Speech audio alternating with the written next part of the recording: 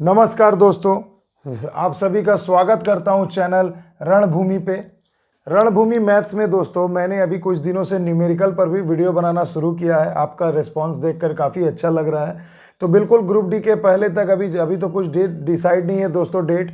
फिर भी दोस्तों मैं कोशिश करूंगा कि फिजिक्स और केमिस्ट्री के जितने भी न्यूमेरिकल एग्जाम में जिस टाइप के आ चुके हैं और जो जिस टाइप के आएंगे उस पर मैं छोटे छोटे वीडियो बना दूं, ताकि एक एक पार्ट बाय पार्ट आप देखें, सीखें और अच्छे से करें।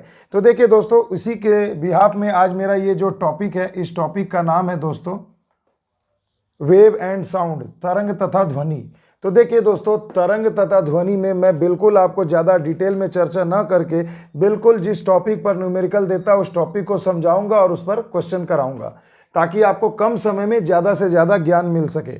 तो देखिए दोस्तों, मेरा जो आज जो ये टॉपिक है तरंग तथा ध्वनि, तो हमें पता है ध्वनि कैसी तरंग है दोस्तों, तो अनुदैर्ध्य तरंग है। तो अब देखिए दोस्तों, इसमें हमें क्या करना है, मैं आपको सबसे पहले ये बताना चाहता हूँ। बेसिक आप जानते हैं, बस उस पर मैं आपको न्यूमेरिकल बताऊंगा कि दोस्तों जब भी तापमान बढ़ता है दोस्तों, अगर मैं लिखूं तापमान बढ़ता है तो ध्वनि की चाल क्या होती है दोस्तों, ध्वनि की चाल बढ़ती है। क्या होती है दोस्तों, बढ़ती है। ये लाइन आप सभी ने पढ़ा होगा। जब भी कहीं पर दोस्तों अगर तापमान बढ़ेगा तो ध्वनि का जो वेग है, चाल कहें या वेग कह सकते हैं, तो वेग क्या होगी दोस्तों, बढ़ेगी। तथा तापमान घटने से ध्वनि की वेग घटेगी भी। तो ये बिल्कुल एक सिंपल सा फॉर्मूला है। तो इसी पर ध्वनि के वेग को प्रभावित करने वाले जो कारक है, यानी कि जो तापमान है, उसमें उसके बीच में और ध्वनि के वेग में क्या संबंध होगा, तो भी यानी कि हो जाएगा वेग ध्वनि का, वो समानुपाती होता है रूट अंडर टी यानी टेम्परेचर। इसे मैं तापमान कह सकता हूं। तो मैं आपको बस ये याद रखना है कि ध्वनि का वेग तापमान के वर्गमूल के समानुपाती होता है। तो इससे हमें एक कॉन्सेप्ट जो जीके में पूछा जाता है, आपको पता है कि 1 डिग्री सेंटीग्रेड अगर तापमान बढ़ाया जाए, 1 डिग्री सेंटीग्रेड अगर तापमान बढ़ाया जाए तो ध्वनि की चाल कितनी बढ़ती है दोस्तों, ध्वनि का वेग कितना बढ़ेगा दोस्तों, तो 61 सेंटीमीटर कहें या 0.61 मीटर पर सेकंड बढ़ जाता है।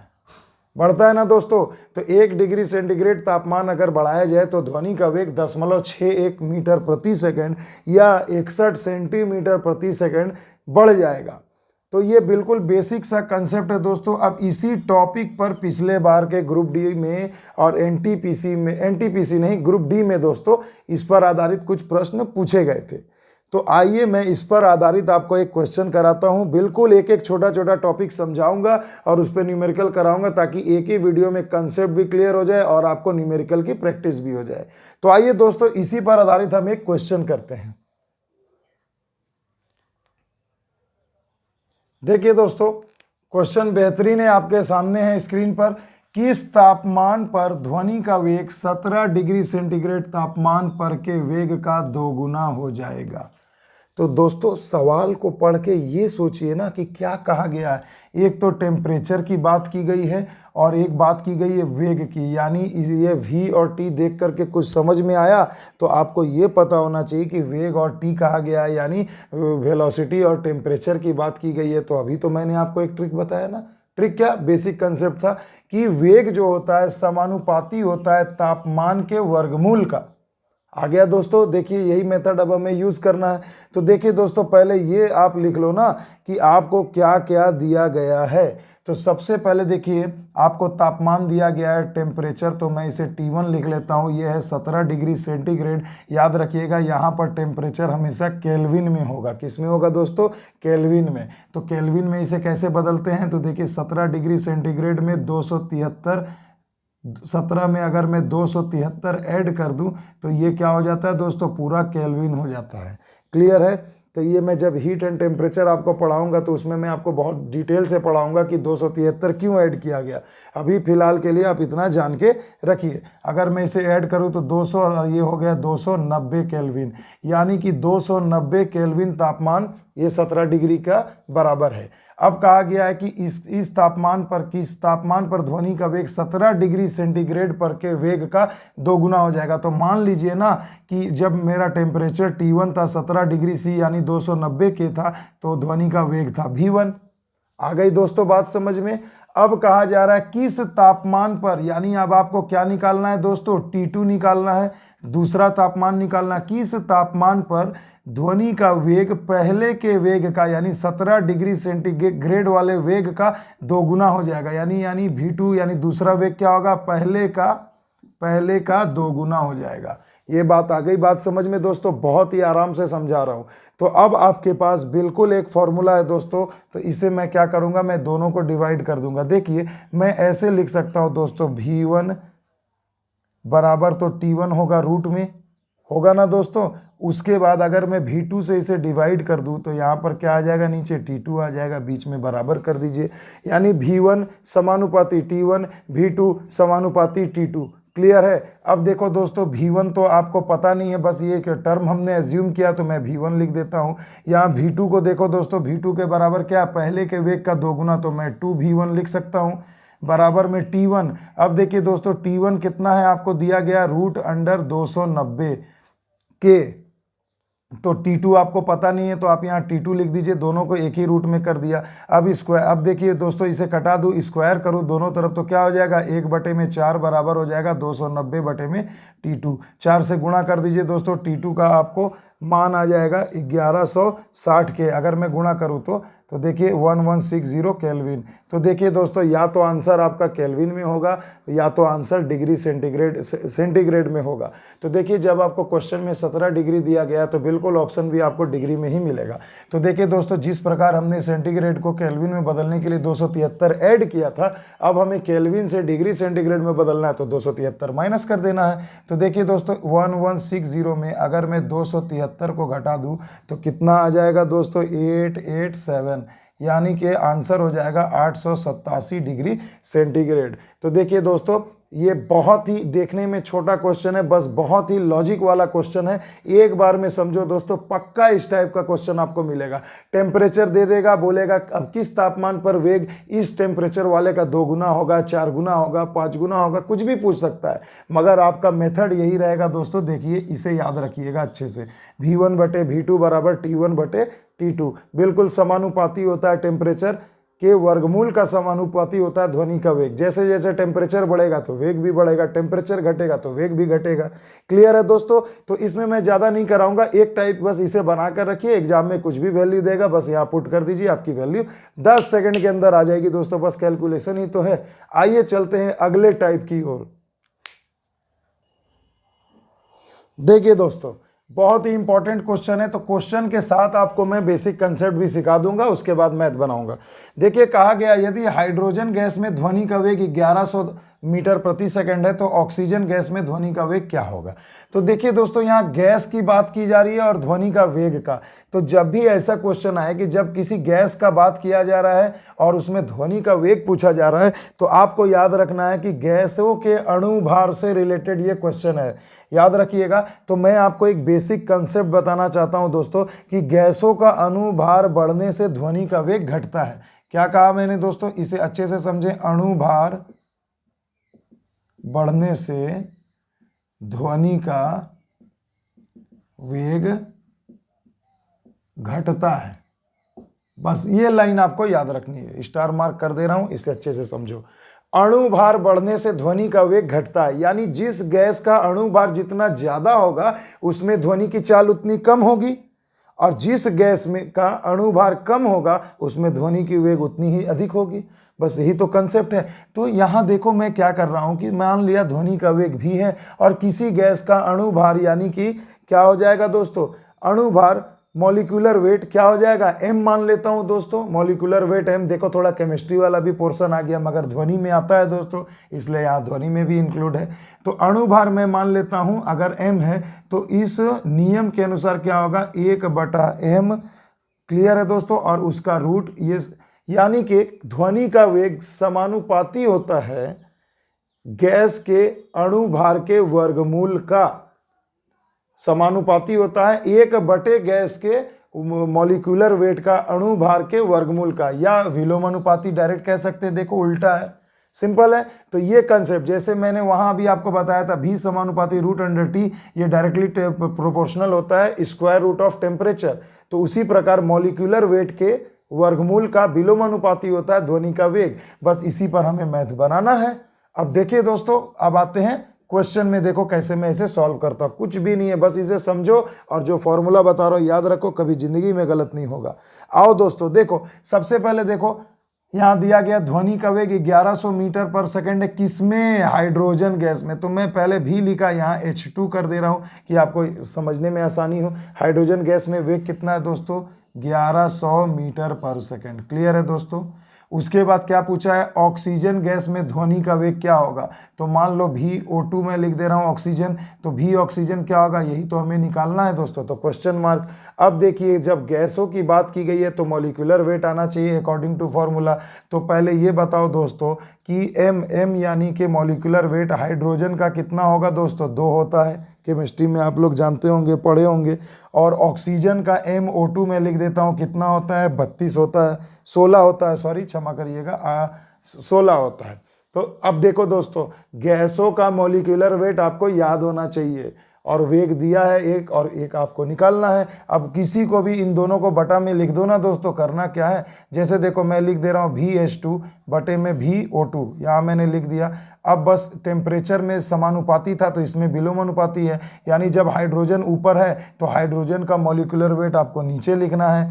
तो देखो दोस्तों, यहाँ मैं लिख दे रहा हूँ MH2, और जब ऑक्सीजन नीचे है तो इसका विलोम यानी ऊपर जाएगा, तो यहाँ पर क्या हो जाएगा? MO2 हो जाएगा। बस यही तो याद रखना है। समानुपाती में जो रहेगा ऊपर, उसी का सामने ऊपर वाला ही लिखेंगे, उसी का मॉलिक्यूलर वेट। मगर यहाँ तो संबंध विलोमानुपाती है, तो हाइड्रोजन ऊपर है तो हाइड्रोजन का मॉलिक्यूलर वेट नीचे, और ऑक्सीजन नीचे है तो उसका मॉलिक्यूलर वेट ऊपर। यही तो होता है ना दोस्तों विलोमानुपात। समानुपाती ऊपर ऊपर, नीचे नीचे, और विलोमानुपाती में क्या है? एक ऊपर तो उसका अगला नीचे, और एक नीचे तो उसका अगला ऊपर। आई होप ये आपको समझ में आ गया होगा। तो आइए, अब कुछ भी नहीं करना, बस हमें इसे न्यूमेरिकल को सॉल्व करना है। तो देखिए दोस्तों, अगर मैं इसे सॉल्व करूं तो देखो VH2 में यानी हाइड्रोजन में वेग कितना था? 1100। उसके बाद देखो आपको दिया गया है VO2, यही तो आपको निकालना है। उसके बाद क्या है? रूट अंडर एक पूरा बड़ा रूट ले लेता हूं। तो देखो MO2 का कितना होता है दोस्तों? तो देखो M ऑक्सीजन का होता है 16, और इसका मॉलिक्यूलर वेट क्या हो जाएगा? और O2 है तो 16 दूना 32। तो मैंने यहाँ पर आपको मैं लिख के समझा दे रहा हूँ, ऑक्सीजन का कितना होता है? 16, और O2 है तो 2 से गुणा कर दो तो कितना हो गया? 16 दूना 32। तो अब आप यहाँ पर बैठा देंगे दोस्तों 32 डिवाइडेड बाई, और हाइड्रोजन का क्या होता है दोस्तों? 2 ही होता है, तो 2 यहाँ लिख दो, 2 से कट गए 16, 16 का रूट हो गया 4, 4 से 1100 में अगर मैं भाग दे दूँ तो हमारा आंसर कितना आ जाएगा दोस्तों? यहाँ पर मान आपका आ जाएगा, देखो मैं यहाँ पर लिख दे रहा हूँ, तो यहाँ लिख दिया 1100।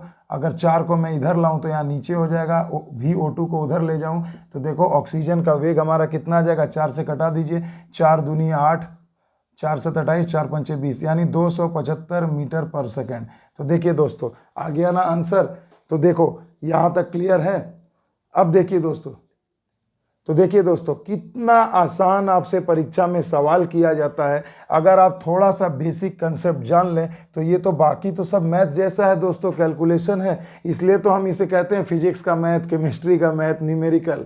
ये कुछ भी नहीं है। न्यूमेरिकल मतलब न्यूमेरिक चीज़ों को हम लोग सॉल्व करना है। न्यूमेरिकल मतलब ही तो होता है अंक, डिजिट। तो ये बिल्कुल मैथ ही है, मगर ये भौतिक विज्ञान का मैथ है।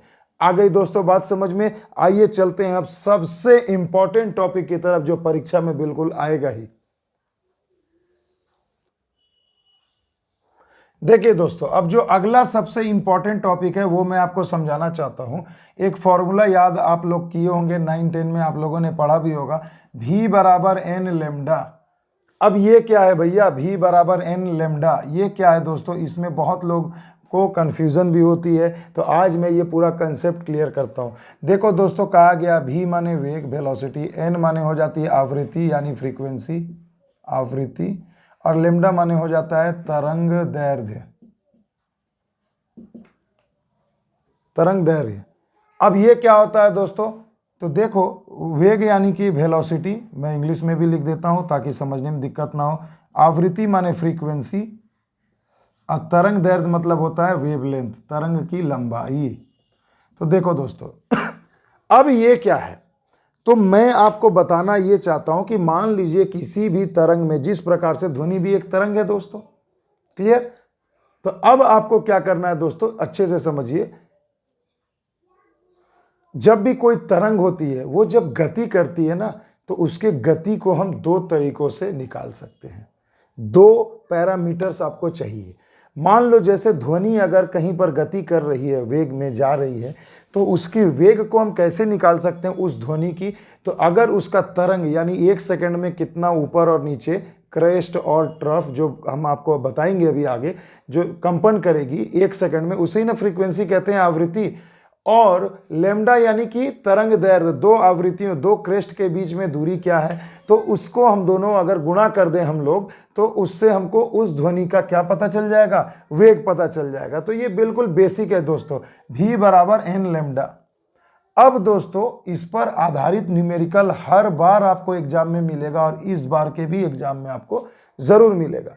तो देखिए दोस्तों, तो आइए हम लोग एक क्वेश्चन सॉल्व करके देखते हैं कि क्या हम लोग इसमें कर सकते हैं। ठीक है, तो इसमें बहुत इंपॉर्टेंट क्वेश्चन मैं अब आपको कराने जा रहा हूं।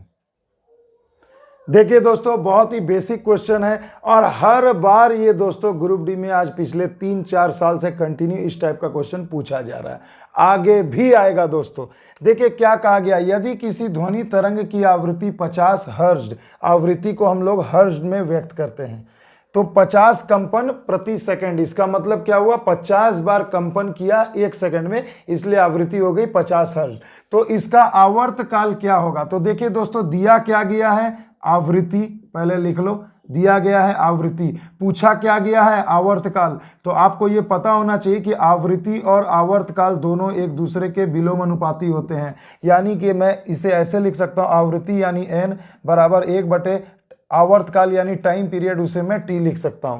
तो ये फॉर्मूला यहां से आपका एक जनरेट हो गया, इसे याद रखिएगा, आवृत्ति बराबर 1/t या t बराबर 1/n, याद रखिएगा, दोनों एक दूसरे का उल्टा होता है।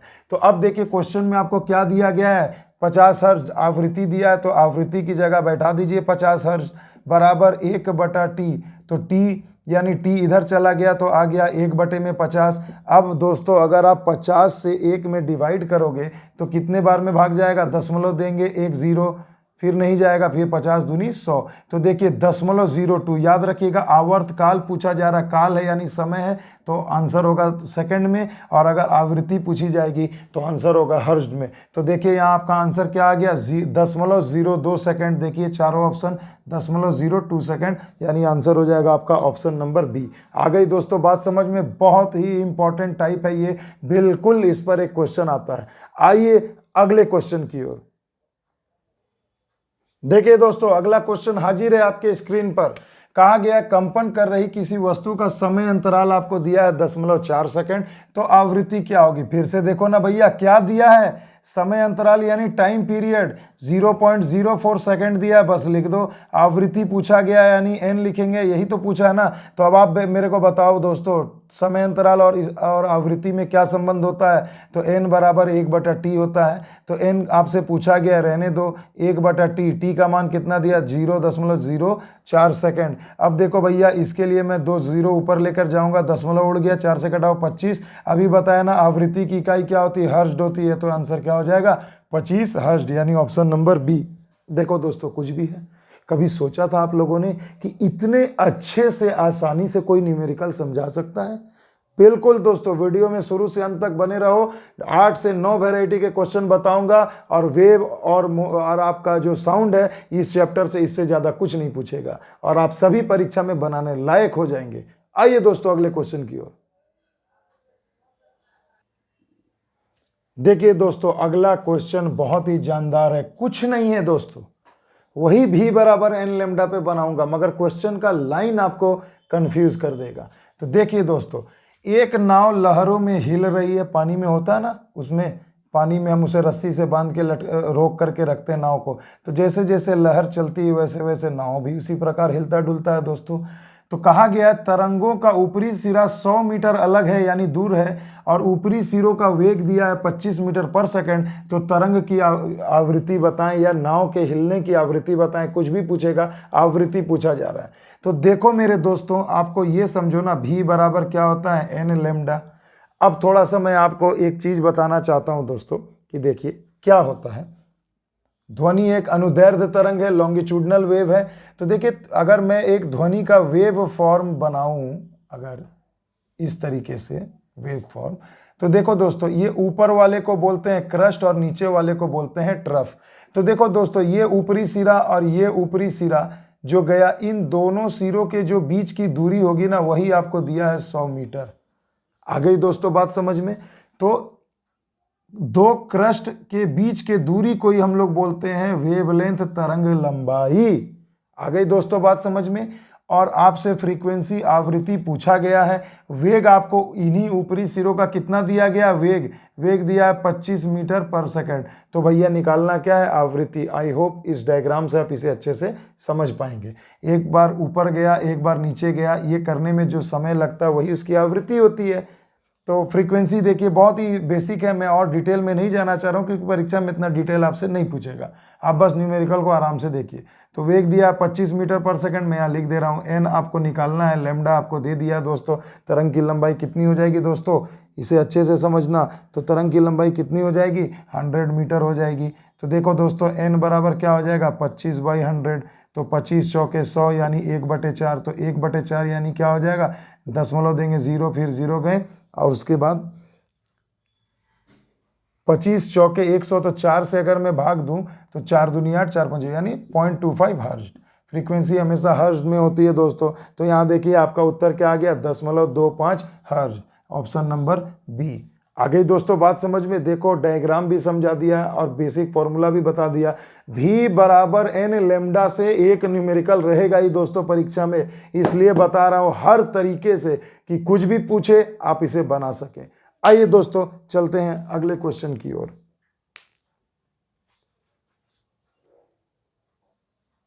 देखिए दोस्तों बिल्कुल बेसिक क्वेश्चन है दोस्तों, अच्छे से इसे समझें।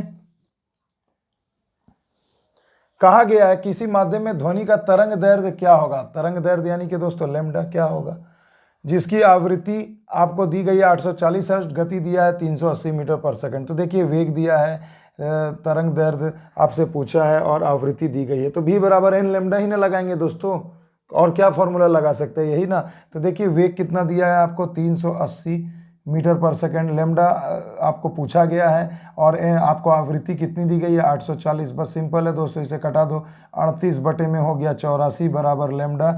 अब देखिए दोस्तों अगर मैं इसे भाग दूं तो देखिए कितने बार में ये जा सकता है। तो देखिए सबसे पहले तो ऊपर कम है नीचे ज़्यादा, यानी ये दोनों तो आंसर होगा नहीं दोस्तों। एक से हमेशा कम आएगा, कितना आएगा दोस्तों, तो देखिए ये भी नहीं होगा दोस्तों। तो लो भैया बिना भागा दिए भी आ गया, एग्जाम का क्वेश्चन है दोस्तों, बिना भाग दिए भी आंसर निकल जाएगा। ऊपर कम नीचे ज़्यादा यानी एक से कम, तो सब तो एक से ज़्यादा है, तो जो कम होगा वही ना आंसर होगा, और नहीं तो आप भाग दे दीजिएगा। 8 चौके 32, देखिए ये 4 बार में लगभग 4 और उसके बाद किसी बार में कटेगा, तो देखिए यहाँ हो जाएगा 0.45 मीटर। आ गई दोस्तों बात समझ में? लंबाई, तरंग लंबाई पूछा गया तो लंबाई मीटर में, फ्रीक्वेंसी पूछेगा तो हर्ट्ज में, वेग पूछेगा तो मीटर पर सेकंड में, समय पूछेगा तो सेकंड में। बस यही तो याद रखना है दोस्तों। आ गई दोस्तों बात समझ में? बिल्कुल देख लेना दोस्तों, इस टाइप के क्वेश्चन आपको मिलेगा। आइए एक तो और क्वेश्चन करते हैं दोस्तों। देखिए दोस्तों इस क्वेश्चन में कुछ नहीं, आपको बस कंफ्यूज किया जा रहा है और कुछ भी नहीं है। ध्वनि तरंगों की गति दे दी गई है कितनी दोस्तों, गति कितनी दी गई है, वेग यानी 700 मीटर प्रति सेकंड। 7 किलोमीटर की दूरी तय करने में उन तरंगों को कितना समय लगेगा। भैया दूरी आपको दे दी गई है 7 किलोमीटर, यानी कि क्या हो जाएगा दोस्तों, 7000 मीटर होगा ना। और क्या पूछा गया, समय। तो भैया समय बराबर आपसे पूछा गया तो ये बोलो ना, ये तो बिल्कुल मैथ हो गया ना, समय और दूरी वाला। वेग बराबर क्या होता है, दूरी बटे समय। वेग आपको दिया 700 मीटर प्रति सेकंड लिख दो, दूरी आपको दिया गया है दोस्तों 7000 मीटर लिख दो, समय आपसे पूछा निकाल दो, 0 0 कट गए, 7 से कट गए, 10 बार में समय आ गया 10 सेकंड। तो देखो भैया ये मैथ का क्वेश्चन था, मगर ये भी ध्वनि में इस तरीके से पूछा जा सकता है और आया हुआ क्वेश्चन है। तो आंसर क्या हो जाएगा दोस्तों, 10 सेकंड। आइए दोस्तों एक क्वेश्चन और कर लेते हैं। देखिए दोस्तों बहुत ही मजेदार चीज है। एक ध्वनि स्रोत 400 हर्ट्ज, हर्ट्ज यानी आवृत्ति, आवृत्ति यानी एन बराबर आप लिख लेंगे 400 हर्ट्ज, आवृत्ति तथा 2.5 मीटर तरंग दैर्ध्य की, तरंग दैर्ध्य यानी लंबाई दिया है, लिख लो लैम्डा बराबर 2.5 मीटर, कि तरंग भेजता है तो तरंग की गति क्या होगी, यानी भी। तो देखो भैया भी बराबर क्या होता है, एन लैम्डा। देखो एक ही फॉर्मूला है, बार बार घुमा फिरा के आपको टाइम पीरियड, फ्रीक्वेंसी, इस टाइप का क्वेश्चन पूछा जा सकता है। तो देखो वेग बराबर क्या हो जाएगा भैया, फ्रीक्वेंसी आपको दी गई है यहाँ पर, कितना हो जाएगा 400 हर्ट्ज, और लैम्डा दिया गया 2.5। ये वेग निकलेगा, वेग किस में निकलेगा, मीटर पर सेकंड में। गुना करो 25 चौके 100, 2 जीरो और 1 दशमलव उड़ा दिए तो कितना हो गया दोस्तों, 1000 मीटर पर सेकंड। तो आंसर क्या हो जाएगा, ऑप्शन नंबर सी। तो देखिए दोस्तों, ये था तरंग और ध्वनि पर आधारित जितने भी क्वेश्चन, 3 वैरायटी के क्वेश्चन कराए हो दोस्तों, टोटल 8 क्वेश्चन। भैया मेरे इसे अच्छे से ढंग से कर लो, परीक्षा में यही चीज़ आपको भीड़ से अलग करेगा दोस्तों, न्यूमेरिकल, और इसी से कट ऑफ आपका हाई जा सकता है दोस्तों।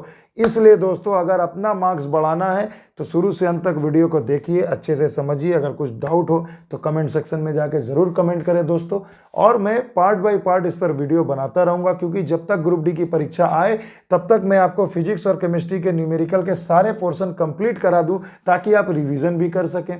तो अच्छे से समझिएगा दोस्तों। चलिए दोस्तों, मिलते हैं अगले वीडियो में नए कंसेप्ट, नए लॉजिक, नए ट्रिक के साथ। तब तक के लिए जय हिंद, जय भारत।